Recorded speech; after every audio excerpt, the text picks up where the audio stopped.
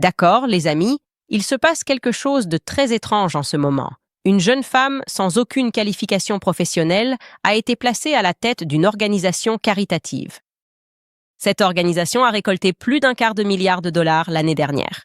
Et les médias vous disent que vous n'avez aucun droit de savoir ou de poser des questions à son sujet. L'argument avancé est que son mari a été assassiné. Par conséquent, elle aurait le droit d'occuper ce poste.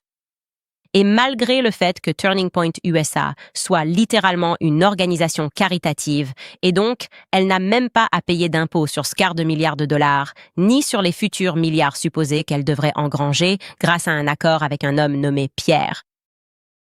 Ces commentateurs affirment que le simple fait que le public veuille s'assurer que la personne qui dirige cette organisation soit, je ne sais pas, au strict minimum, modérément honnête sur qui elle prétend être, est problématique. Non, cette question fait de vous un monstre. Donc, j'imagine que votre travail consiste à aller bosser, de 9h à 17h, recevoir une avalanche d'emails et de messages non sollicités.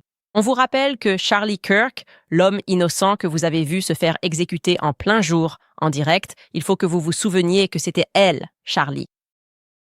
Mon Charlie a besoin de votre aide. Voici comment vous pouvez nous donner votre 401K et votre maison. Les emails arrivent dans votre boîte de réception à un rythme alarmant, disant des choses comme ça. Il n'y a pratiquement rien que les fédéraux nous disent à propos de son meurtre qui ait le moindre sens objectif. Mais si tout cela vous met mal à l'aise, on vous rappelle sans cesse qu'elle est une veuve éplorée. C'est une veuve éplorée. Cette phrase, à mon avis, c'est le « faites confiance à la science » de cette année. C'est une veuve éplorée. Les médias traditionnels, bien sûr, sous-entendus sionistes, vous disent en gros de retrousser vos manches et de reprendre le vaccin, les idiots. Tyler Robinson l'a fait, Erika Kirk est en deuil. Veuillez lui permettre de le faire dans l'intimité de l'association caritative à $1 milliard qu'elle a reprise. Vous vous souvenez quand ils ont instauré la distanciation sociale de 6 pieds? Ils ont jeté ce sort. Laissez votre grand-père mourir seul à l'hôpital. Si vous souhaitez voir votre grand-mère ce Thanksgiving, c'est parce que vous êtes un démon venu des portes de l'enfer. Ouais. Résistez à vos instincts humains. Obéissez au gouvernement. C'est le même genre de message, le même type de manipulation émotionnelle, mais c'est une nouvelle année. Vous avez encore des questions ou des doutes sur qui est Erika Kirk et pourquoi elle semble avoir menti à de nombreuses reprises? Eh bien, vous êtes Satan, et je suis désolé pour vous. Et aussi, je voudrais vous rappeler que vous êtes en train de détruire l'héritage de Charlie. Maintenant, il est très important que je vous rappelle que nous n'avons même encore rien dit. Une bande-annonce de 2 minutes a entraîné l'une des attaques de relations publiques préventives les plus agressives que j'ai jamais vues. Eux, ils ont publié des photos de la fille de mon manager qui est un bébé, de mon maquilleur, de membres de ma famille. Beaucoup de messages vocaux de la part de mon producteur. D'accord. Eh bien, à l'origine, cela devait être seulement 3 épisodes. Maintenant, je pense à une saison 2 et une saison 3. Parce que si vous n'avez pas encore réussi à me cerner ou à comprendre comment on en est arrivé là, ça ne me plaît pas. Quand des innocents sont pris pour cible et attaqués et que, dans de rares cas, ils se font tirer dans le cou en plein jour. Personne n'a bronché. Quand des séries d'enquêtes entières et des livres ont été écrits sur Hillary Clinton, Michelle Obama, Meghan Markle, parce qu'elles sont des personnalités publiques. J'ai en quelque sorte enduré 10 ans en politique, avec des révélations et des enquêtes incessantes sur mon passé, mais on nous dit qu'Erika est d'une certaine manière intouchable. Laissez-moi vous dire quelque chose. La vérité n'a pas besoin d'une campagne de relations publiques à plusieurs millions de dollars. Elle n'a pas non plus peur d'être examinée. Alors bienvenue dans Bride of Charlie. Nous n'avons rien à cacher.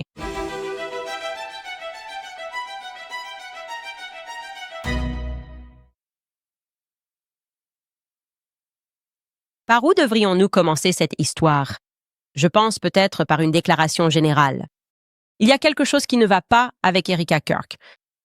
Et malgré une campagne d'influence des plus agressives, qui a même inclus à un moment donné une lettre signée, de la part du secrétaire au Trésor nous assurant que Turning Point est une organisation exemplaire, irréprochable.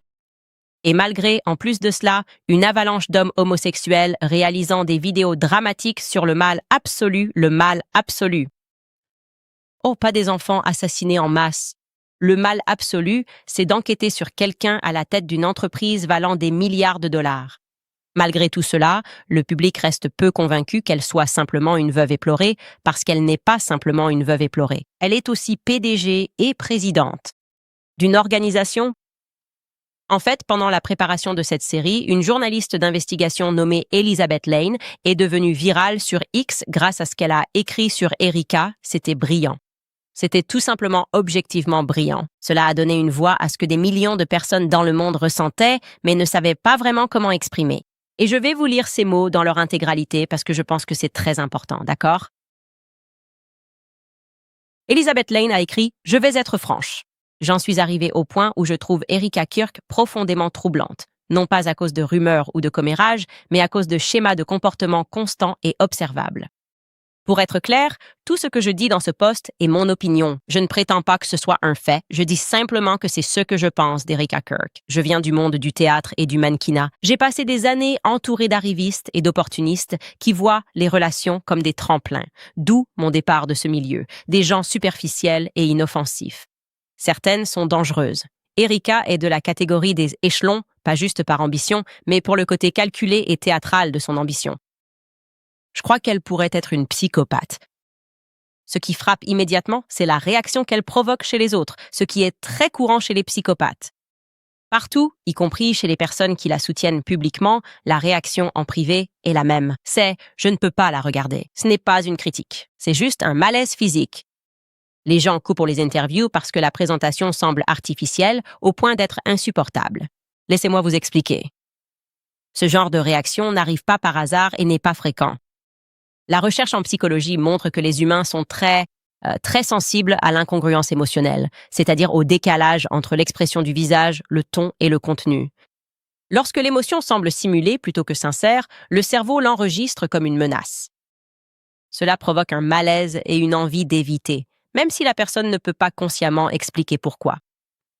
Beaucoup d'entre nous ont ressenti cela, mais nous ne pouvions pas expliquer pourquoi nous ne pouvions pas la regarder. Les études sur la psychopathie, en particulier celles qui s'appuient sur les travaux de psychologues comme Robert Hare, décrivent des traits tels qu'une démonstration émotionnelle répétée et un affect superficiel. Ces traits peuvent créer ce que les observateurs ressentent comme une dynamique interpersonnelle étrange. Ce malaise apparaît et les gens ont envie de couper court. Parce que la plupart des gens rencontrent rarement un mimétisme affectif extrême dans la vie quotidienne, le cerveau a donc du mal à catégoriser ce qu'il perçoit. Erika est suffisamment attirante et elle avait tous les atouts en main pour vendre cela de façon authentique, sauf une chose, l'émotion. Toute l'histoire de ce qui s'est passé aurait pu l'aider tout autant. Elle aurait vraiment été la dernière personne au monde à être suspectée. Si ce n'était pas à cause des terribles erreurs du FBI, des mensonges de Turning Point USA et de sa prestation très fausse. Beaucoup de femmes attirantes et ambitieuses évoluent dans les médias sans déclencher cette réaction, même si nous savons qui elles sont. Il s'agit d'autre chose, d'un décalage extrême entre l'image qu'elles projettent et l'authenticité perçue. Erika n'est pas l'archétype de la mannequin ou de l'actrice cherchant argent et célébrité, puis s'installant dans une vie tranquille avec un mari riche et séduisant. C'est le type de loup qui veut être à la place de ce mari. Elle n'est pas née pour un rôle secondaire. C'est une femme d'action. Elle cherche le pouvoir, naviguant entre médias, ONG, marques et milieux qui boostent son image. Ses partenaires sont des hommes beaux et athlétiques, mais sans grand potentiel. Ils sont tous plus ou moins établis. Ils servent de tremplin jusqu'à ce que la bonne personne se présente. Maintenant, en regardant ses partenaires précédents, je dirais que Charlie n'était probablement pas son type physiquement, mais il était exactement ce qu'elle recherchait chez un homme. Le potentiel de devenir une grande puissance. Ce que recherchait Erika, c'est la même chose que ce que recherchait Hillary Clinton lorsqu'elle a rencontré Bill. Elle a compris que Bill Clinton était son ticket vers le pouvoir, un pouvoir qu'elle pouvait contrôler et elle avait raison. Elle a compris qu'elle pouvait créer une grande marque à partir de lui et d'elle-même. Et ils sont toujours une marque, les Clinton. Personne au monde ne peut dire que ces deux-là s'aiment. Ils forment une marque qui fonctionne. C'est pour ça qu'elle reste malgré Epstein et Lewinsky. Et si tu penses que Bill est celui qui prend les décisions là-bas, c'est que tu n'as jamais été proche des Clinton. C'est elle qui mène le jeu. C'est elle qui prend les décisions. Erika a vu une marque avec Charlie. Elle a aussi vu que Charlie pourrait un jour devenir président des États-Unis, s'il le voulait. Charlie avait l'oreille du segment le plus puissant de toute société, les étudiants. Il allait devenir un acteur très important en politique, et elle n'allait pas rater ce train-là. Ce qui frappe, c'est à quel point son identité publique se transforme complètement après le début de cette relation. L'esthétique, le ton, les valeurs, la présentation, tout change. Du jour au lendemain, le personnage adopte le rôle qui convient le mieux à l'univers de Charlie. Épouse dévouée, chrétienne, modeste et soutenante. Ce genre d'adaptation rapide est assez impressionnant pour une personne ordinaire, mais pas pour un psychopathe, parce qu'ils le font tout le temps. Dans ma tête, l'histoire se déroule ainsi. Pendant un moment, ça fonctionne. Elle devient l'épouse d'une figure politique montante, avec accès aux donateurs, aux institutions et aux plateformes nationales. À ce stade, la limite n'est plus l'influence sur les réseaux sociaux. C'est la construction d'un empire, des fondations, une portée mondiale, un héritage, une marque, les Kirk. Il est évident que Charlie l'écoute, que ce soit à propos des donateurs ou de la trajectoire de Turning Point USA. La personne la plus influente dans la vie de tout homme mentalement sain sera toujours sa femme. Elle va être l'influence la plus importante, et c'est tout simplement comme ça. C'est pourquoi il faut choisir son partenaire avec soin. Et tout allait bien jusqu'à ce que Charlie commence à prendre des décisions guidées par sa conscience plutôt que par l'expansion et l'argent. Il refuse de l'argent. Il refuse de jouer à la politique sale. Je suppose que quelqu'un comme Erika, qui s'est mariée dans ce milieu parce qu'elle avait une vision pour cette marque, ne serait pas très contente de cela. La vie à laquelle elle semblait avoir souscrit, le couple de pouvoir, l'influence grandissante, la pertinence historique, s'effondrait pour devenir tout autre chose. La vie domestique, femme au foyer, enfant, et maintenant Charlie qui refuse d'accepter l'argent qui pourrait faire de lui une puissance mondiale. Un rôle de soutien au lieu d'être au centre de la scène, ce n'est pas son truc. Son mari est mort il y a quelques jours et elle monte sur scène comme si elle y était née. C'est naturel pour elle, elle le sait et elle le veut. Peu après la mort de son mari, elle planifiait l'avenir de l'entreprise sur Zoom. Elle a toujours été très impliquée et savait comment prendre la relève. Ce que les gens ont du mal à voir, ce qui dérange, ce n'est pas le chagrin, c'est l'absence de continuité émotionnelle. Les performances, ça s'apprend. Croyez-moi, en tant qu'ancienne actrice, je peux en témoigner. Mais l'émotion ne peut pas être improvisée ou imitée si on ne l'a jamais vécue. C'est pourquoi je pense que nous avons affaire à une psychopathe qui n'a jamais vraiment ressenti ses émotions et ne sait pas comment les jouer. Et le public le ressent instantanément. C'est faux. Encore une fois, ce n'est que mon avis. C'est un bon point de départ. C'est un bon point de départ parce qu'il y a beaucoup de choses qu'Elisabeth a dites là que je pense pouvoir prouver. Adapter sa personnalité pour convenir aux personnes qu'elle rencontre. Les mensonges qu'elle raconte, j'ai fait beaucoup de travail ici en parlant à d'anciens petits amis, en parlant à d'anciens camarades de classe. Je voulais vraiment comprendre qui était Erika. Et aussi, en un mot, oui, je suis d'accord. Il y a quelque chose chez elle. Je ne connais aucune personnalité dans les médias ou en politique qui ait eu le même effet qu'Erika sur les gens dans le monde entier. C'est un oiseau rare, d'accord? Elle a réellement réussi à unifier la gauche et la droite sur une même perspective. Réfléchissez à cela, à quel point c'est incroyable. Dites ce que vous voulez sur Hillary Clinton, mais elle avait de vrais partisans à gauche, non? C'était un affrontement sanglant en 2016. Maintenant, au-delà d'Erika, ce dans quoi Elisabeth plonge ici, c'est la psychologie, n'est-ce pas? Elle fait des suppositions et elle parle de psychologie, une science sociale qui a été créée, pour être très clair, par des juifs mystiques allemands. N'est-ce pas? Ils croyaient au judaïsme mystique, ils pratiquaient l'occultisme. Maintenant, si vous êtes un spectateur régulier de cette émission, vous savez que je me suis en quelque sorte obsédée par cette histoire au cours des 2 dernières années, les livres que nous lisons dans le club de lecture, tout cela concerne l'histoire très sombre de la psychologie moderne et sa relation directe avec la maltraitance des enfants, le contrôle mental basé sur le traumatisme. C'est ce que le livre « L'assaut contre la vérité » expose. Cette personne n'était pas seulement un auteur. Il ne faisait pas que deviner lorsqu'il a écrit ce livre. Il était responsable des archives de Sigmund Freud et a perdu toute sa carrière simplement pour avoir tenté de tirer la sonnette d'alarme sur ce que ces scientifiques savaient. Il explique qu'ils ont abusé d'enfants dans le but de les transformer en futurs psychopathes pouvant être contrôlés. C'est cette science qui a été importée ici, en Amérique, via l'opération Paperclip. Ce qui a commencé comme le projet Monarch en Allemagne est finalement devenu MKUltra en Amérique. Les meurtres de Manson, les années 60, tout cela était la CIA de notre gouvernement devenue incontrôlable après l'assassinat de JFK. Nous droguions et expérimentions sur des citoyens dans le but explicite de contrôler les esprits, d'ingénierie sociale, de faire entrer les gens dans un moule. Ce sont des faits historiques et incontestables. Cela a aussi donné naissance à l'ère des tueurs en série en Amérique, dont beaucoup avaient d'étranges liens avec l'armée. Oui, MKUltra était un programme de niveau militaire. À vrai dire, derrière chaque crime impensable se cache un psychologue dérangé et une armoire à prescription. Si vous pensez que MKUltra s'est un jour arrêté, j'espère que les dossiers Epstein et la défense stupéfiante de ces dossiers par nos soi-disant élites ont contribué à briser cette illusion pour vous. Nous avons parlé de MKUltra. Pendant les chroniques de Kamala, Emmanuel Macron, le président de la France, me poursuit en justice simplement pour avoir mentionné MKUltra dans l'émission de Tim Dillon. Comme c'est étrange? Pourquoi le président de la France, qui lui-même a été victime d'abus sexuels mineurs, est-il si préoccupé par le fait que cette conversation soit ouverte? Une étude indépendante sur Sigmund Freud et ce que lui et ses collègues faisaient à Vienne est cruciale pour que vous compreniez ce qui se passe dans ce monde et la façon dont il fonctionne. D'accord? Maintenant, pour revenir à Erika et à son histoire, je vais vous donner mon opinion personnelle et mon expérience avec elle. Ce qui m'inquiète chez Erika, ce n'est pas tant le fait qu'elle mente, ce que nous allons vous prouver à maintes reprises, mais c'est aussi le fait que je ne sais pas si elle est consciente qu'elle ment. C'est presque comme si elle ne s'en souvenait pas. C'est comme si la version qu'elle nous raconte aujourd'hui ou hier venait tout juste d'être téléchargée dans son esprit et qu'elle pense donc que c'est vrai, comme un souvenir défaillant ou quelque chose du genre. Je dis que je ne suis pas sûre qu'elle soit pleinement consciente qu'elle ment, parce que, franchement, certains de ses mensonges sont tellement stupides. Elle continue juste, comme ça.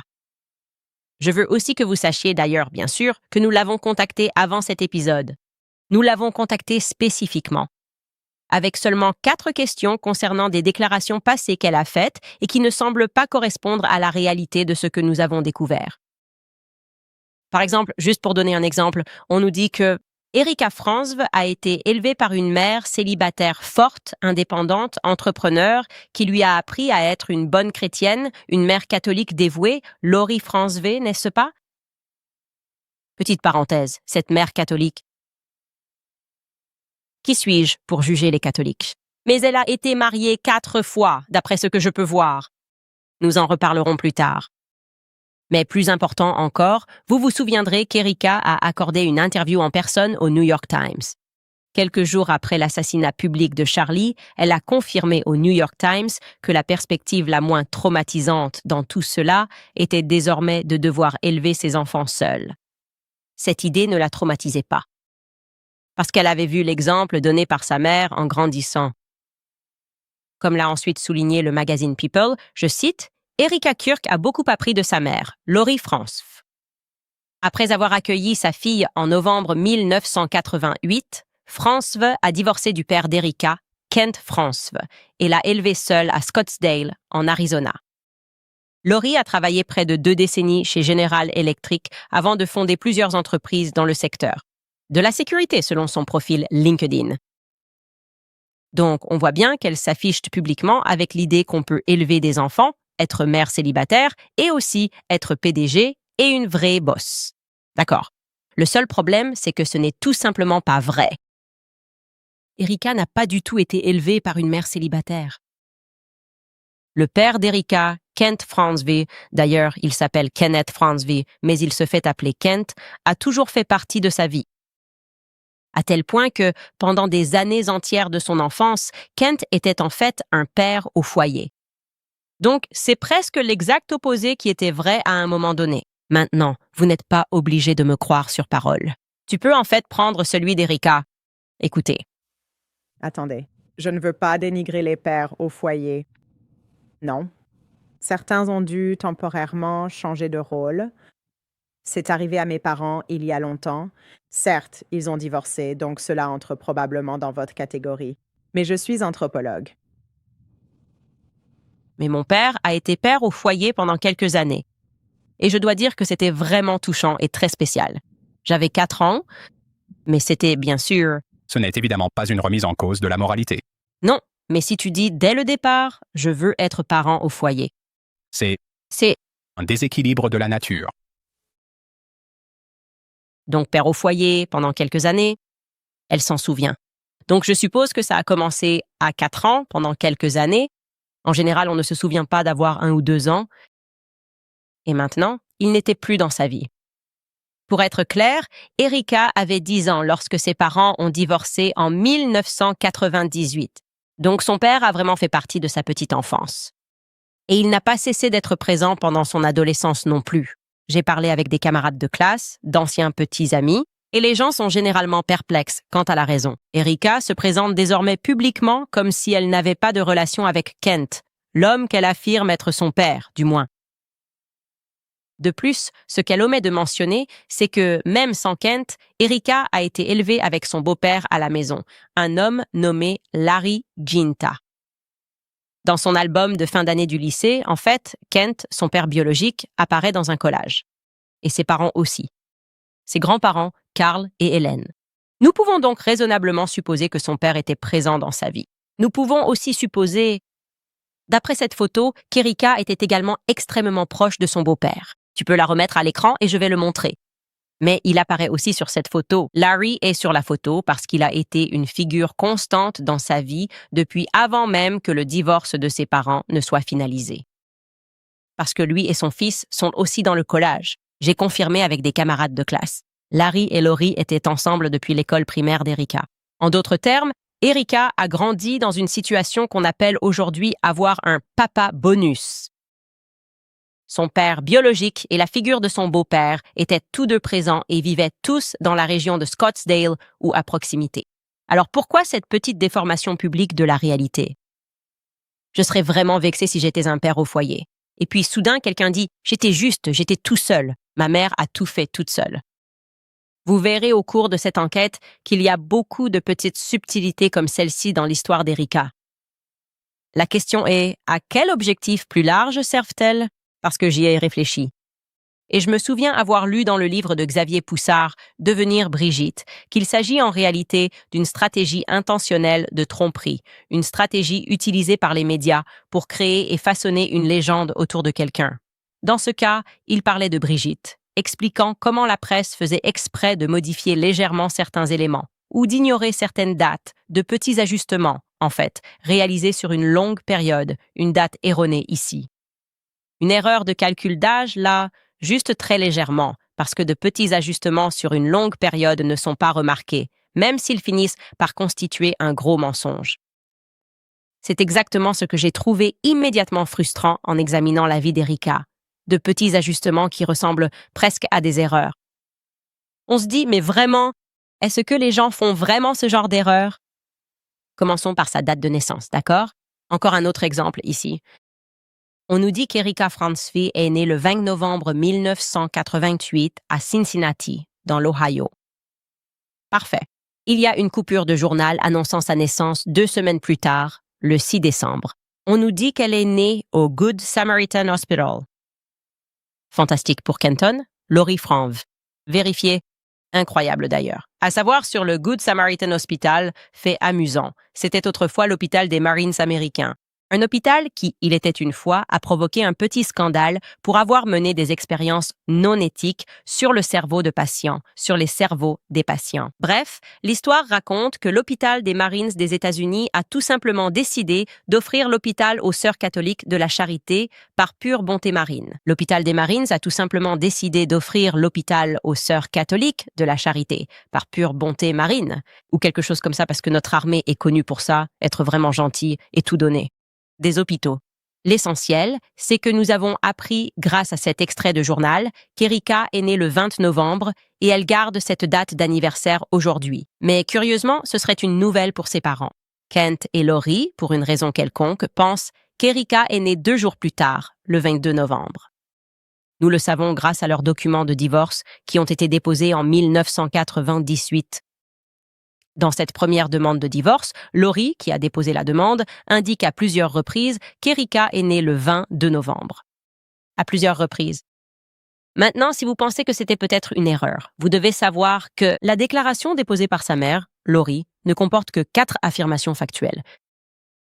C'est en fait une page unique. L'un des faits est que Kent et Lori se sont mariés le 20 novembre 1995 à Marblehead, dans le Massachusetts. Donc, ils ont décidé de se marier le jour de ce qui aurait été le 7e anniversaire d'Erika. D'accord, c'est étrange. Sa date d'anniversaire prétendue est fausse. Le document montre qu'elle est née 2 jours après. Ce n'était donc pas son 7e anniversaire. Joint à ce document, qui a été déposé le 20 juillet 1998, se trouve un autre document que je ne peux qu'imaginer avoir été scanné dans le but de semer encore plus la confusion. C'est un accord de séparation qui n'est pas notarié. Il n'est pas daté. Donc, il est presque sans importance. Et il modifie complètement la date du mariage entre Kent et Lori, passant du 20 novembre 1995 au 7 novembre 1982. 13 années et 13 jours effacés comme ça, d'accord? Comme je l'ai dit, vous pouvez simplement ignorer cela parce que je pense que ce document a juste été ajouté pour embrouiller les gens. Croyez-moi, je suis notaire dans l'État de New York, même si ma licence est expirée.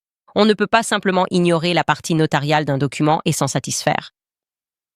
En fait, nous avons décidé de fouiller dans la législation de l'Ohio et d'autres documents de divorce accessibles au public pour voir à quoi ils ressemblent. Et ils sont légitimes. Et voici une comparaison côte à côte. Donc, vous pouvez voir à droite ce qui a été scanné dans leur dossier avec des dates totalement différentes. Et à gauche, vous pouvez voir à quoi cela devrait ressembler. Vous le faites notarier, d'accord? Mais cela va devenir encore plus absurde lorsque nous examinerons le jugement de divorce. Donc, pour les non-initiés, le premier document n'est que le dépôt. Moi, Lori, je demande le divorce et voici les faits. Et maintenant, ce qui vient après, c'est le jugement ou la décision finale, d'accord? Maintenant, je tiens à préciser que ce fut le divorce le plus rapide de l'histoire des divorces, car elle a déposé la demande le 20 juillet 1998. Et ensuite, nous avons un jugement le 10 novembre de la même année. Donc, c'est environ 3 mois plus tard. Encore une fois, la date du mariage est indiquée. La date initiale du mariage entre Kent et Lori est le 20 novembre 1995 à Marblehead, dans le Massachusetts. Mais curieusement, on peut voir que quelqu'un est simplement intervenu pour essayer de modifier cette date à la main. Ensuite, en ajustant la date du mariage, cette fois à 1985 et non 1982, en espérant, je suppose, que personne ne le remarque. Je suppose que le 1982 non notarié que nous avons vu dans la demande initiale était trop difficile. Ça aurait été trop évident. Alors cette fois, ils essaient de le faire à la main et de modifier la date du mariage en la reculant seulement de 10 ans, pas de 13 ans. Ce n'est pas subtil, ce n'est pas normal et ça me dérange énormément. Croyez-en quelqu'un qui est poursuivi en justice en permanence. Ce n'est pas comme ça que les modifications fonctionnent sur les documents judiciaires. On ne peut pas simplement prendre un stylo et écrire quelque chose sur un jugement de divorce. On ne peut pas. On ne peut tout simplement pas faire ça. Les gens doivent parapher. Il faut dater. Il faut voir qui l'a vu. Je trouve ça complètement fou. Mon soupçon, et encore une fois ce n'est qu'un soupçon général, c'est que cela a été fait après coup. Peut-être que quelqu'un avait un ami au bureau du greffier du comté, responsable de la numérisation de ces documents et du système. J'ai juste un peu fait ça parce que ce n'est pas la vraie vie. Ce n'est tout simplement pas la vraie vie. Et encore une fois, ça en rajoute une couche. Ajout d'un accord de séparation de façon désinvolte, qui n'est toujours pas notarié, avec une date de mariage complètement différente. Et le plus fou, c'est que dans cet accord de séparation, Ken France renonce à son droit à un avocat sans qu'aucun notaire ne soit présent. Il accepte simplement que l'avocat de Lori puisse le représenter pour tout. Alors, qu'est-ce qu'on doit en conclure? Nous en sommes à 4 dates de mariage plausibles différentes entre Kent et Lori France, réparties sur 2 documents. Je dois également ajouter que je n'ai trouvé aucune trace de leur prétendu mariage à Marblehead, dans le Massachusetts. Cela ne veut pas dire qu'il n'existe pas, mais je n'ai rien trouvé, quelle que soit la date. Et Marblehead, je tiens à le préciser, est certainement une ville intéressante à choisir, car c'est le lieu de naissance reconnu du corps des Marines. Nous allons continuer à entendre parler des Marines tout au long de cette histoire. Ceci n'est qu'une base. Je précise qu'il existe des documents de divorce en ligne en Ohio auxquels l'accès est interdit. Les gens ont droit à la vie privée, naturellement. Donc il est tout à fait plausible qu'il soit intervenu pour corriger ces erreurs flagrantes. Que, pour une raison quelconque, on est censé croire qu'un juge a validé autant de dates farfelues différentes. Mais l'idée ici est simplement de vous montrer à quel point il est frustrant de vérifier même les faits les plus banals concernant la vie d'Erika. Et ça, ce n'est qu'une mise en bouche, mes amis. Parce qu'ensuite, nous avons reçu un email très intéressant de Suède. Oui, mes fans suédois, comment ça va? Comment ça va la Suède? Et cela m'a amené à me poser encore plus de questions sur la paternité d'Erika. Nous revenons tout de suite après une pause. Très bien, les amis, une bonne nouvelle. Grâce à vous, l'année dernière, Preborn a aidé à sauver plus de 80 000 bébés. Aujourd'hui, aidez à en sauver plus. Chaque jour, des milliers de femmes subissent ce mensonge. L'avortement comme seule option, l'isolement et l'absence d'espoir. Mais tout change au moment où une mère en détresse entre dans une clinique du réseau Preborn et voit son bébé à l'échographie. Ce simple instant double ses chances de choisir la vie. Ce n'est pas juste une image sur un écran. Elles réalisent que c'est entendre le cœur de leur bébé battre, peut-être pour la toute première fois, et à cet instant, elles reconnaissent qu'il y a une vie qui grandit en elles. Ce n'est pas un problème à résoudre, c'est une vie qu'il faut protéger. Soutenons-la dans ce moment par nos prières. Pour 28 $, offrez une échographie salvatrice.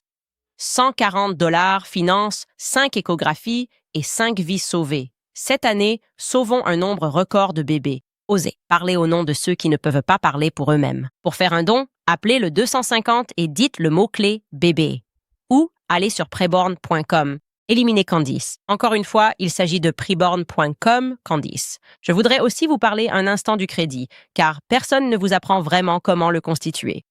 Et si votre cote de crédit est faible ou inexistante, il peut sembler impossible d'y remédier. C'est là. Le coût d'envoi est donné. Kickoff est conçu pour vous aider à bâtir votre crédit de manière sûre et simple, sans contracter de dettes ni vous soucier de règles compliquées. Sous 600 points, le score grimpe de 25 points dès le premier mois avec des paiements ponctuels. Formule claire des 5 $ par mois, sans frais ni intérêts. Kickoff booste votre crédit simplement. Payez à temps, les agences notent votre sérieux et votre score grimpe vite. En premium ou ultimate, déclarer votre loyer booste votre crédit, avec le loyer que vous payez déjà. Seuls vos loyers, payés à temps, sont déclarés pour améliorer votre crédit. Inscrivez-vous rapidement sur mobile, sans vérification, frais cachés ni intérêts. Bâtissez votre crédit avec Kickoff dès aujourd'hui pour 1 $ le premier mois. C'est 80% de réduction sur le prix habituel. Rendez-vous sur GetKickoff, kickoff.com/Candice. Vous devez vous inscrire via getkickoff.com/Candace pour activer l'offre. Premier mois offert aux nouveaux clients. Sous réserve d'accord. Offre modifiable. Gain moyen en 1 an, 84 points. VantageScore 3.0. Lancement prévu entre janvier 2023 et janvier 2024. Titulaire de crédit parti d'un score sous 600 ayant payé à temps sans aucun incident ni recouvrement sur leur profil. Les retards de paiement nuisent à votre score de crédit. Les résultats varient selon les cas. De même, que vous ayez des dettes de crédit, des prêts ou des factures médicales, PDS Debt propose des solutions pour vous désendetter. Ils analysent de votre situation financière unique pour créer un plan sur mesure conçu spécialement pour vous. Aucun score de crédit minimum n'est requis. Ils vous aident à économiser, à rembourser vos dettes plus vite et à remettre l'argent là où il doit être, directement dans votre poche. PDS Debt est noté A+ par le Better Business Bureau. Des milliers d'avis 5 étoiles sur Google et 5 étoiles sur Trustpilot. PDS a aidé des centaines de milliers de personnes à se désendetter. Chaque mois d'attente vous coûte plus en intérêts et en frais. Il n'y a pas de meilleur moment pour commencer à reprendre le contrôle de vos dettes que maintenant. Alors n'attendez pas un mois de plus. Reprenez le contrôle en 30 secondes. Obtenez votre évaluation personnalisée gratuite et la meilleure option pour vous en visitant pdsdebt.com. /Candice. Encore une fois, c'est pdsdebt.com /Candice. Bon, évidemment, on ne peut pas aller jusqu'à suggérer cela. Laurie, Loretta, Abbas, Stanley, Walsdad, Franz, Faye. Ils commettaient ouvertement des fraudes. On ne peut pas dire ça. Ce que nous pouvons toutefois vous confirmer, c'est que si elle agissait ainsi, enfreindre la loi et commettre une fraude est quelque chose pour lequel la famille de Laurie est en quelque sorte historiquement connue.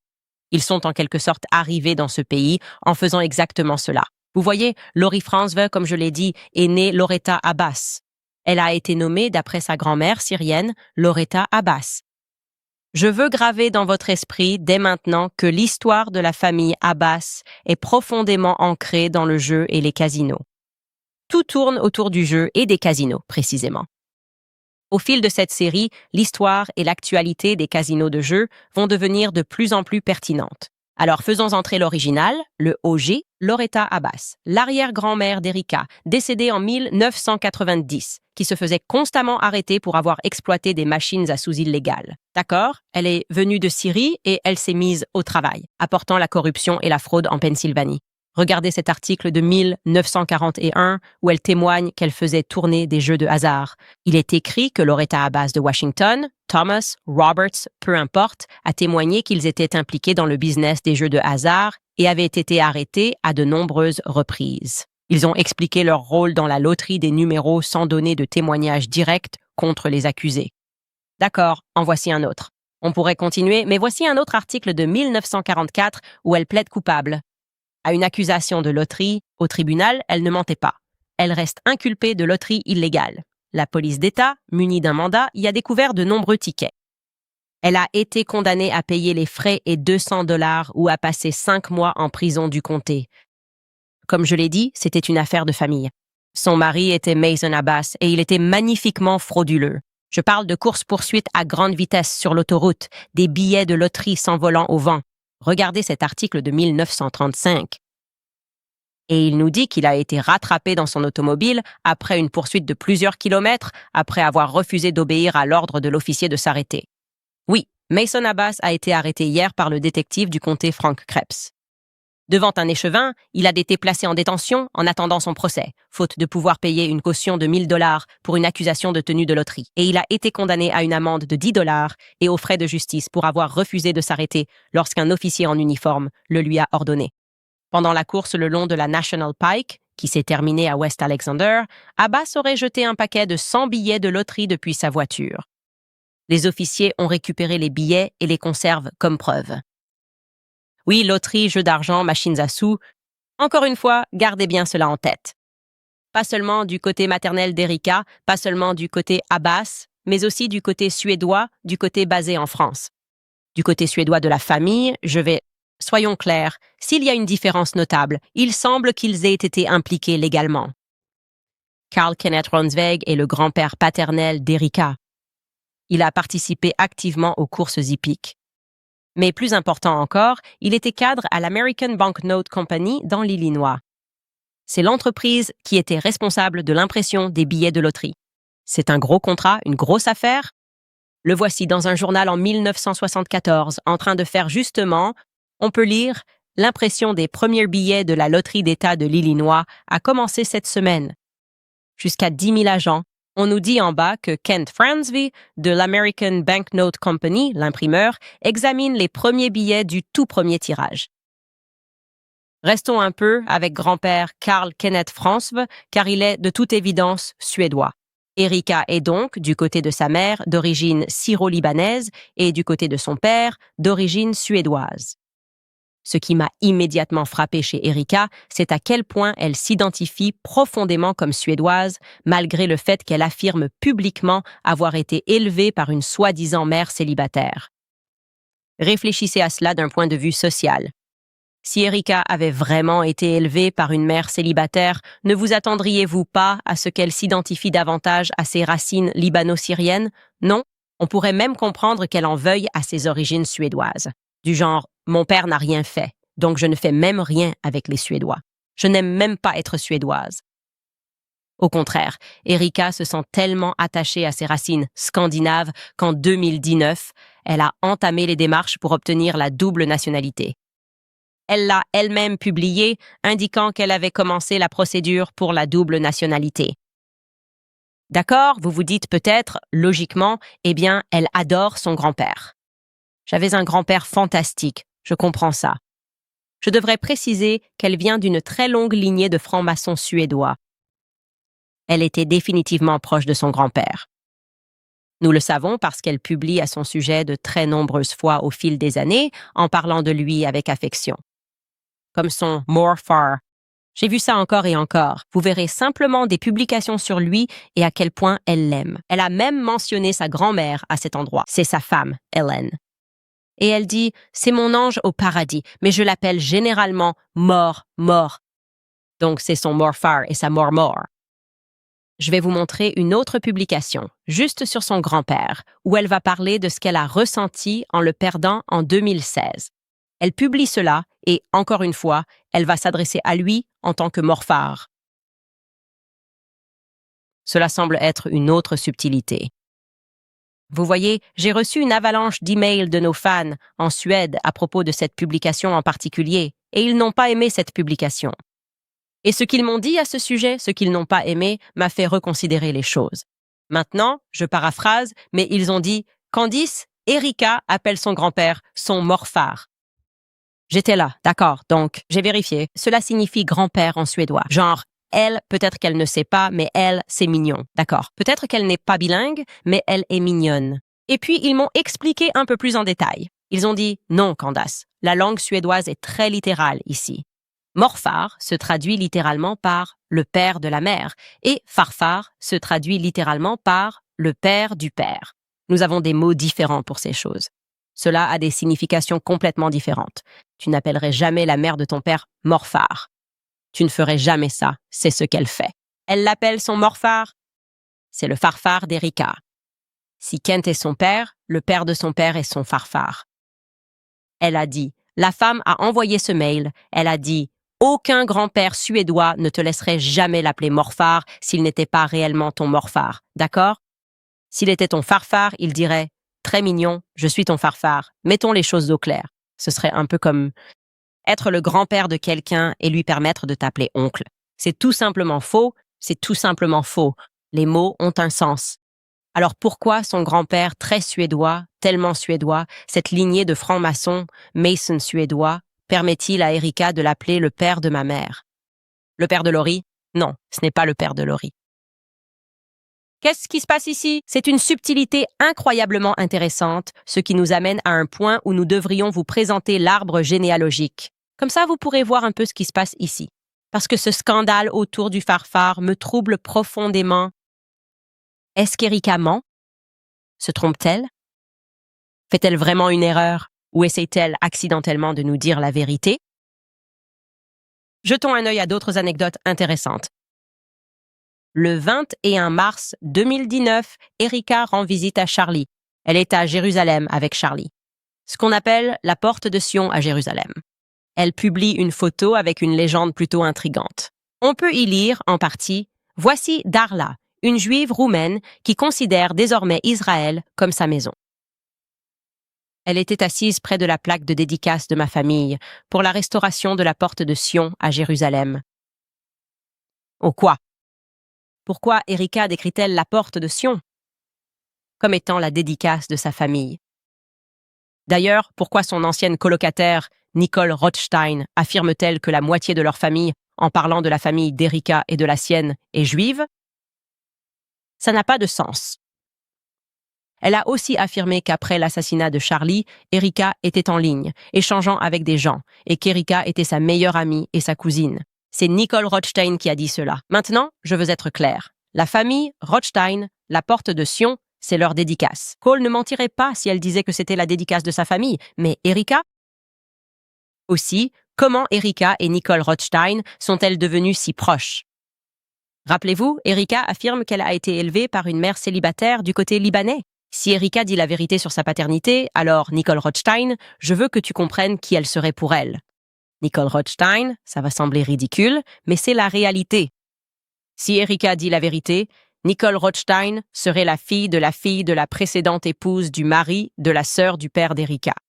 En d'autres termes, aucun lien de sang, même pas un peu apparenté, c'est un peu fou. Vous vous appeliez même cousin. Les gens font ça. Ça ne pose aucun problème à mes cousins. Mon cousin, d'accord, cool. Erika va un peu plus loin, cependant. Erika a également publié un bel hommage en ligne à Alan Rothstein, le père de Nicole. Elle l'appelle oncle. Oncle? Oh.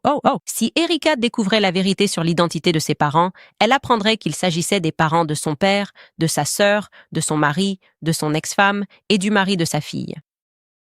Disons qu'il n'y a aucun lien de sang, et pourtant Erika est très proche de lui. Maintenant, je peux vous montrer sur l'arbre généalogique à quel point ce lien est éloigné. C'est dingue. D'accord? En fait, on n'a même pas pu tout faire rentrer. C'est tellement éloigné. Donc sa tante, Carla, est mariée à un homme nommé Jack. Mais Jack a aussi été marié auparavant à quelqu'un d'autre que vous voyez là, nommé Edna. Et voici la lignée d'Edna et Jack. Cela n'a rien à voir avec Erika Franzwe. Encore une fois, comment a-t-elle pu se rapprocher autant de ces personnes? Pourquoi les considère-t-elle comme sa famille et l'affirme-t-elle ainsi? Zion's Gate, qui est en fait la consécration de leur famille, n'a rien à voir avec sa tante Carla. Pourquoi dit-elle que c'est la consécration de sa famille? Ça n'a aucun sens. Cela me frappe. On pourrait imaginer comment cela pourrait avoir du sens. Maintenant, encore une fois, nous sommes en train d'imaginer ici. Nous essayons de donner du sens aux choses qu'Erika dit. Je peux imaginer une façon très simple dont cela pourrait effectivement avoir du sens. Sa proximité avec les Rothstein, son attachement à Jérusalem, mais seulement si nous prenons Erika au pied de la lettre quand elle dit « morphar ». Supposons que grand-pa Karl soit effectivement le père de sa mère. Cela voudrait dire, eh bien, évidemment que Laurie ne serait pas sa mère. Cela signifierait aussi que Kent, simplement du fait qu'il soit un homme, n'est pas son père. Nous cherchons le père de sa mère. Nous devons donc commencer à regarder du côté des sœurs de Kent. Cela ne nous laisse que 3 options. On peut remettre ça sur la table. L'une des sœurs de Kent serait mon premier choix. Encore une fois, on est en plein dans la théorie du complot ici, mais je choisirais Carla parce qu'elle est mariée à Jack Solomon, et c'est la dévotion de Jack Solomon. Carla n'a même pas épousé Jack avant 2002. Elle s'est juste incrustée en disant « Voici toute ma famille et la dévotion de ma famille ». Non. Mais si Carla... Le père de sa mère, si sa mère était Carla, en fait, tout cela aurait du sens. Solomon est précisément l'homme qui a financé la restauration de la porte de Sion à Jérusalem.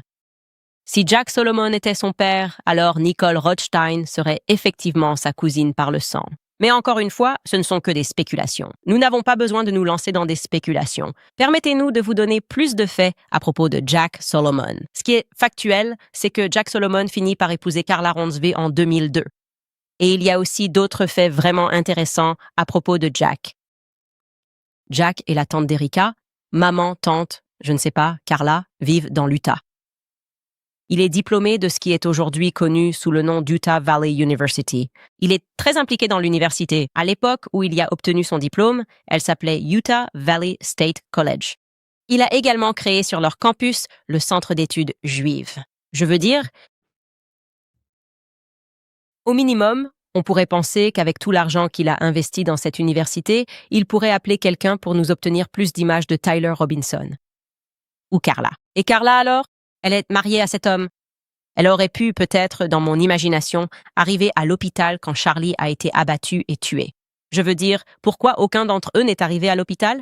Ils sont tous si proches. Elle vit toujours dans l'Utah. C'est arrivé juste à côté de chez eux. Leur famille a beaucoup de pouvoir à UVU. Pourquoi pas, Tata Carla? Au lieu de rester, elle a choisi de t'accompagner à bord d'Air Force 2 pendant que le corps de ton mari était escorté jusqu'en Arizona. Jack Solomon était aussi professeur de sciences politiques à la BYU.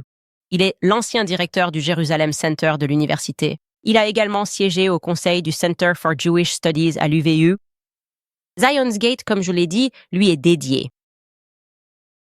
Et si tu te demandes comment Jack est devenu si riche, c'est parce que, en 1968, Jack et son associé, un homme nommé Norman Vance, ont fondé une entreprise appelée Advanced Patent Technology. Cette entreprise allait ensuite fabriquer des machines à sous, et oui, des machines à sous. C'est incroyable, tout le monde en parle. On dirait que tout le monde est impliqué dans les jeux d'argent. D'après sa biographie, en 1974, Jack a réuni plus de 5 millions de dollars pour acheter United Coin, le fabricant de machines à sous et détenteur d'un réseau de machines à sous très rentable dans le sud du Nevada. Des circuits. En 1979, ils ont annoncé des projets pour l'hôtel et casino Colorado Bell à Laughlin, dans le Nevada. Le premier d'une série d'hôtels à construire dans la région de Las Vegas. Ils avaient beaucoup de pouvoir dans cette région. Où étaient-ils? Je ne sais pas, c'est une connexion intéressante. Et je le signale pour tous les youtubeurs qui s'intéressent à l'investigation. Le sujet du jeu d'argent revient sans cesse. Et je suppose, comme Charlie et moi avions l'habitude de dire, le reste appartient à l'avenir. Nous revenons tout de suite après une courte pause. Parlons de Nimi Skincare. C'est ma seule routine de soins régulière. J'y ai toute confiance et ma routine est bâtie autour. L'anti-âge n'est pas une question de tendance ou de produits puissants. Le vieillissement est lent. Il arrive quand la peau perd son soutien, sa protection et sa régularité. C'est pourquoi la routine anti-âge en 3 étapes de Nimi est un choix judicieux sur le long terme. Elle cible les causes du vieillissement, comme la perte de collagène, le stress environnemental et la barrière cutanée, plutôt que des solutions éphémères. Elle utilise la vitamine C, les peptides et le rétinol. Ces actifs agissent en synergie, soutien le matin, protection le jour et régénération la nuit. Tout aussi important, c'est le fait que c'est simple. Il ne s'agit pas d'en faire plus. Il s'agit de faire les bonnes choses sur la durée. Vous pouvez retrouver Nimi sur nimiskincare.com et si vous utilisez mon code Candice10 lors du paiement, vous bénéficierez de 10% de réduction supplémentaire sur votre commande. C'est nimiskincare.com, code promo Candice10. Je veux aussi vous parler de Pure Talk, parce que si vous cherchez à prendre de l'avance sur le ménage de printemps cette année, je sais exactement par où commencer. Sortez votre ancien contrat de téléphonie mobile du placard, jetez-le à la poubelle et faites peau neuve en passant chez Pure Talk, qui est mon opérateur mobile. Pure Talk vous offre des appels, des SMS illimités et beaucoup de données pour seulement 25 $ par mois. Sans contrat, sans frais de résiliation et sans service client à l'étranger si jamais vous avez besoin d'aide. Peut-être que vous les aimerez autant que l'une de mes auditrices, Patricia. Elle dit que c'était, je cite, rapide, simple et que j'ai pu garder mon numéro de téléphone. C'est moins cher et cela soutient une entreprise qui partage mes valeurs. Je suis très satisfaite dans l'ensemble. J'ai reçu un prospectus après en avoir entendu parler dans l'émission de Candice. J'ai décidé d'essayer. Jusqu'ici, tout va bien. Et maintenant, c'est à vous de franchir le pas aussi. Rendez-vous sur puretalk.com/Owens et vous économiserez 50% sur votre premier mois. Encore une fois, il s'agit de puretalk.com. Résiliez votre abonnement chez Owens et passez à un opérateur de téléphonie mobile qui partage vos valeurs. Pure Parole, la société américaine de téléphonie mobile. Et si vous êtes propriétaire, vous devez écouter ceci. Le FBI alerte sur une fraude immobilière croissante, le vol de titres. Ce type de vol ne se produit pas en défonçant vos portes et en volant vos affaires. Cela se produit avec un faux document déposé au bureau du comté. Si votre titre de propriété est transféré, les criminels peuvent utiliser votre bien pour vider votre équité ou même le vendre. Vous ne le réaliserez qu'en recevant des avis de recouvrement ou de saisie. C'est pourquoi je m'associe à Home Title Lock pour protéger votre capital. Vérifiez si vous êtes victime. Avec le code Candice sur HometitleLock.com, recevez votre rapport d'historique gratuit et l'essai de leur protection à $1 million. Soit une surveillance 24h/24 et 7J7 de vos titres, des alertes si modifications et leur équipe américaine en cas de fraude. L'équipe de restauration dépensera jusqu'à $1 million pour régler le problème. Encore une fois, rendez-vous sur HometitleLock.com, code promo Candice, ou utilisez simplement le lien dans la description ci-dessous.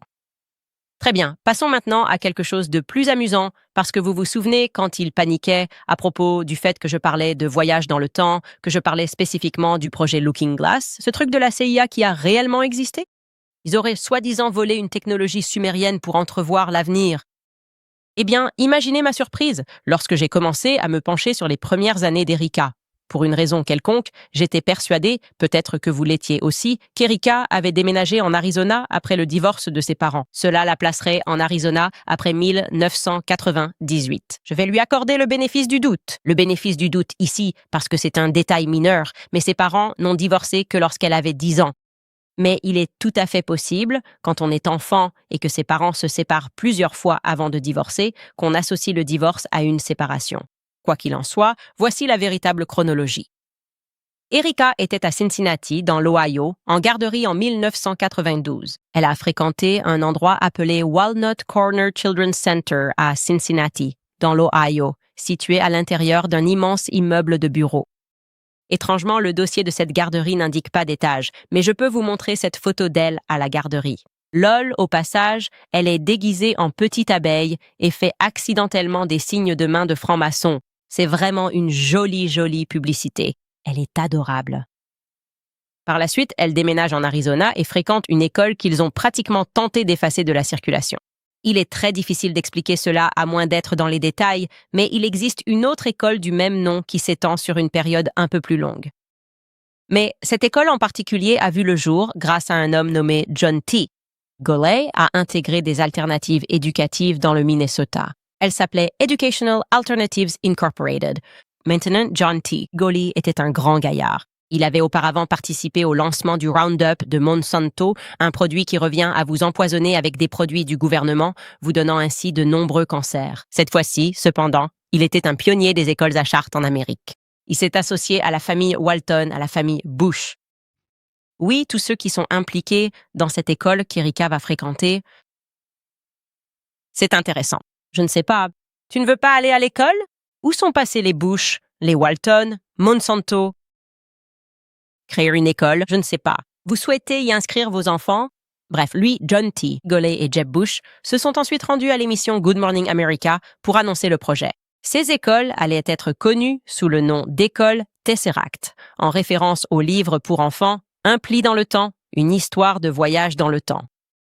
Les protagonistes de ce livre voyagent à travers l'espace et le temps, utilisant un Tesseract pour sauver leur famille des forces du mal. C'est une bataille entre le bien et le mal à travers le voyage dans le temps, et cela va devenir encore plus amusant. Car lorsque ces familles puissantes ont décidé de lancer l'école Tesseract en Arizona, elles ont commencé par une petite école à Paradise Valley. C'est précisément cette école qu'Erika a fréquentée, et il est pratiquement impossible de trouver de nombreux documents à son sujet. Ils avaient là besoin d'un espace pour l'école, et ils ont décidé de louer le bâtiment qui appartenait à une école juive. Pardonnez mon hébreu épouvantable, mais l'école, je ne plaisante pas, s'appelait l'école Gan Yaladim's Looking Glass. J'adore vraiment ça. Donc, Tesseract a été installé dans un miroir magique. Je trouve ça tout simplement fantastique. J'imagine juste qu'il pensait que je laissais tomber quelques indices. Je me demandais pourquoi toute cette panique sur le projet Looking Glass. Il croyait que je savais déjà qu'elle était allée dans cette petite école d'élite en Arizona.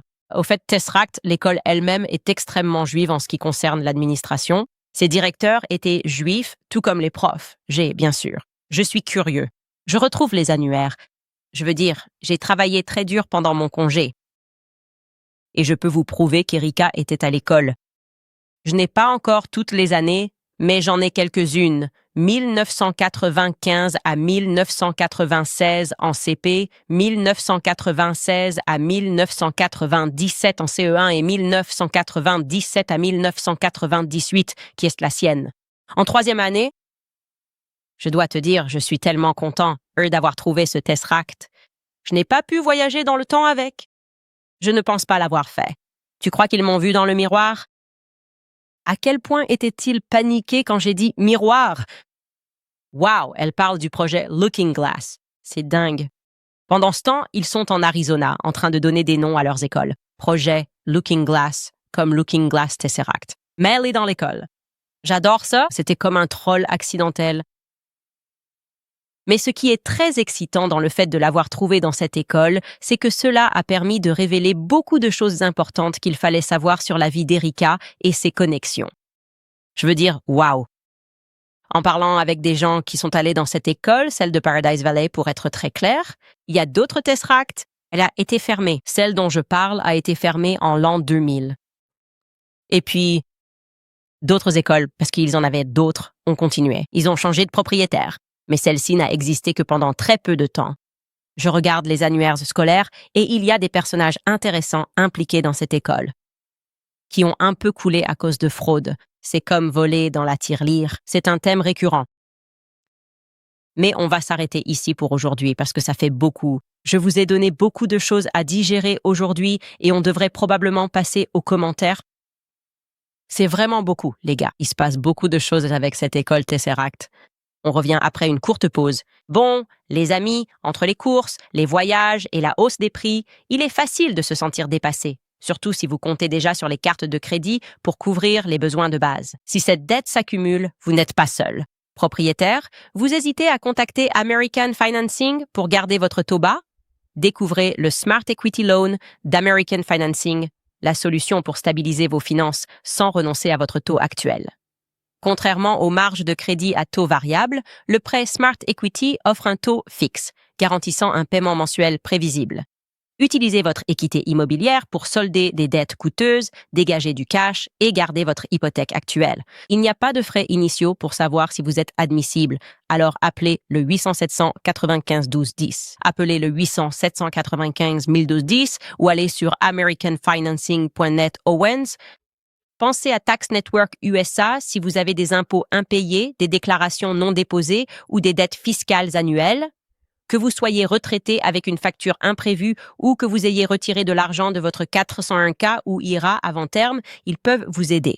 Désormais, le fisc américain réclame sa part. Quelle que soit l'origine de votre dette, le constat reste identique. Votre solde ne diminue pas. Les pénalités augmentent, les intérêts s'accumulent et beaucoup d'entre vous vont encore devoir de l'argent pour l'année fiscale, à venir sans aucun plan en place. Alors arrêtez ce que vous faites et appelez Tax Network USA. Avec plus de 15 ans d'expérience, ils n'ont jamais rencontré ou résolu un dossier fiscal qu'ils ne connaissaient pas. Ils sont spécialisés dans les litiges fiscaux et ils aident les contribuables à travers tout le pays à se remettre sur pied en réglant définitivement les arriérés d'impôts et les déclarations non déposées. Donc, que vous deviez 10 000 $ ou 10 millions, leur équipe a résolu plus d'1 milliard de dollars de dettes fiscales. Ils proposent un appel d'investigation gratuit avec l'IRS et après cette enquête, ils mettent en place un plan d'action clair pour résoudre votre problème fiscal et vous remettre sur la bonne voie. Alors n'attendez pas une autre lettre de l'IRS ou un compte bancaire gelé. Appelez le 866-686-1651 ou rendez-vous sur tenusa.com /Candice. Encore une fois, c'est tenusa.com /Candice. Le scandale encore plus loin. Je vous vois dans le chat. Pourquoi c'est si drôle à dire? Et pourquoi on le fait pas? On devrait s'y mettre. On veut le dire maintenant. Je veux adopter ça. Je veux dire que c'est mon phare. C'est mon plus loin. Franchement, ça a du sens. C'est la faute de ma mère. Pourquoi ne pas juste dire mon phare? C'est mon phare. C'est mon plus loin. En tout cas, vous assurez là-bas en Suède. Génial, j'adore l'anecdote. C'était un voyage. Je me dis quoi? Tu ne peux pas juste dire ça. Tu ne peux pas juste appeler ton plus loin, futur plus loin.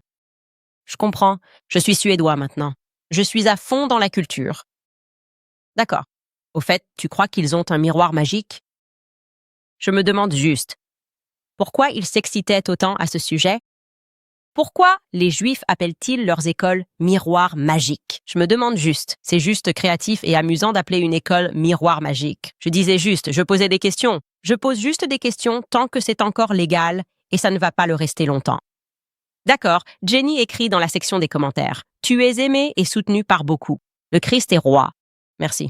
Je continue parce qu'il est important qu'on découvre ce qui se passe vraiment dans ce monde.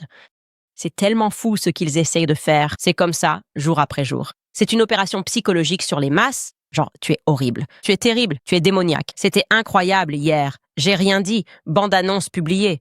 Pourquoi ce secret sur la vie d'Erika? Qui a été blessé en apprenant qu'Erika est allée dans une école Tesseract? Qui a été blessé en découvrant ces faits? C'est juste la vérité.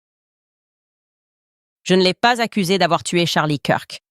Je vous dis qui est cette personne parce qu'elle est à la tête de cette entreprise. Il pourrait être pertinent de savoir si elle nous dit la vérité sur son passé ou non. Et jusqu'à présent, et au fur et à mesure que nous avançons dans l'histoire, vous verrez qu'elle ne le fait pas ou qu'elle se trompe dans ses souvenirs. Je ne sais pas. Je ne vais pas attribuer de la malveillance à son égard, juste beaucoup d'erreurs concernant son passé. Stars 333 écrit « Tu m'as manqué. Ma chérie, ça a été une longue semaine sans toi. J'ai rempli mon enthousiasme et je suis prêt pour cette série explosive. Allez Max, merci beaucoup. » Blue Appetite écrit « Nous voulons tous une amie comme Candace. Quand la situation dégénère, Charlie mérite que la vérité éclate. Et nous savons tous que vous faites tout votre possible pour y parvenir. Allez Max, Candace. Ce qui caractérise les sionistes, c'est qu'ils font toujours des prédictions. Pourquoi vous inquiétez-vous autant pour une série policière si votre postulat de base est qu'elle n'est qu'une veuve innocente et en deuil? Tu réalises pas à quel point t'as l'air stupide? En gros, elle n'est pas une veuve éplorée. Évidemment, car en enquêtant sur elle, vous trouverez forcément quelque chose. Mais vous êtes vraiment bête? Genre, tu devrais te dire « Ah, intéressant. Eh bien, elle est formidable. Alors, qu'est-ce que vous allez enquêter? » Non, j'ai compris. Priez pour Erika. Quelqu'un enquête sur son passé. Priez. Oh, elle aura besoin de vos prières. Ses enfants ont besoin de vos prières. Il faisait ça. Priez pour ses enfants. Pourquoi? Parce qu'elle est tout le temps au bureau? C'était quoi ça? Panique totale. Quand avons-nous déjà fait quoi que ce soit aux enfants? On a déjà dit quoi que ce soit. Bien sûr, nous voulons que les enfants soient formidables. Vous ne devriez pas prier pour les enfants parce qu'une série d'enquêtes va sortir sur leur mère qui a choisi d'être PDG à la place de son mari.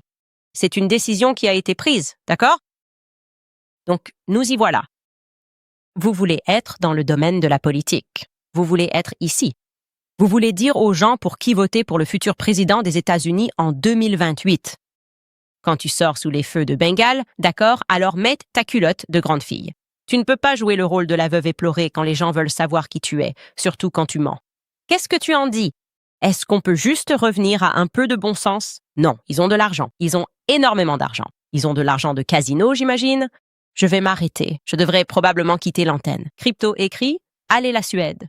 Oui, j'ai adoré tous les drapeaux suédois dans le chat. C'était amusant. KPKP écrit « Mes enfants couraient partout dans la maison en criant. Nous écoutons Candace. Je réalise à quel point je suis heureux d'entendre ça. Merci Candace, de ma famille à la tienne. Nous t'aimons, toi et ton équipe. » Merci beaucoup. Je vous aime aussi, les amis. J'adore entendre que les enfants regardent l'émission. J'espère que je resterai toujours adaptée à la famille. Regardez, j'ai parlé d'un livre pour enfants aujourd'hui. Un raccourci dans le temps. Je suis adaptée à la famille. Voilà. Colin Dolan dit « Dis-moi qu'ils étaient soi-disant impliqués sans me le dire. » Trump invite Erika au discours sur l'état de l'Union. Tout est faux et gay. Eh bien, c'est ce qu'on nous a donné comme excuse pour expliquer pourquoi elle ne pouvait pas répondre. D'abord, nous lui avons donné 10 questions, puis nous avons réduit à 4. Des questions pour l'épisode d'aujourd'hui. Et ce n'étaient pas vraiment des questions compliquées. C'était des questions basiques. Pourquoi, si tu as grandi avec une mère célibataire, as-tu poursuivi la citoyenneté suédoise? Ta mère est-elle vraiment mariée à Larry? Est-ce un vrai mariage ou a-t-elle juste utilisé son nom de famille? Tu vois, on essayait juste d'être un peu plus précis, mais on devra simplement se fier à ce qu'elle a dit. Et nous avons proposé des arrangements. Pour les autres questions, avec un peu de chance, elle aura les réponses d'ici demain. Fergie écrit « Dans mes 10 à 11 ans d'expérience dans ce combat, ceux qui te disent que tu répands de la désinformation et ensuite t'accusent de haine, ce sont exactement ceux que tu devrais suivre. Et qui sont en plein dans le mille. Ceux qui t'accusent de désinformation puis te disent de les détester sont ceux à suivre.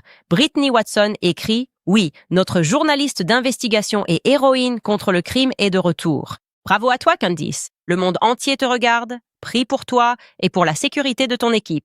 Le Christ est roi. Ouais, c'est fou. Je n'ai jamais vu ça en politique. Je ne plaisante pas. Je n'ai jamais vu ça en politique. Aussi laid que cela ait pu être, ai-je déjà vu des gens publier des photos de bébés parce qu'ils sont contrariés à cause d'une affaire. C'est dingue, d'accord? Je ne supporte pas Ben Shapiro, mais jamais, jamais, jamais je ne dirais à quelqu'un de publier des photos de ses enfants.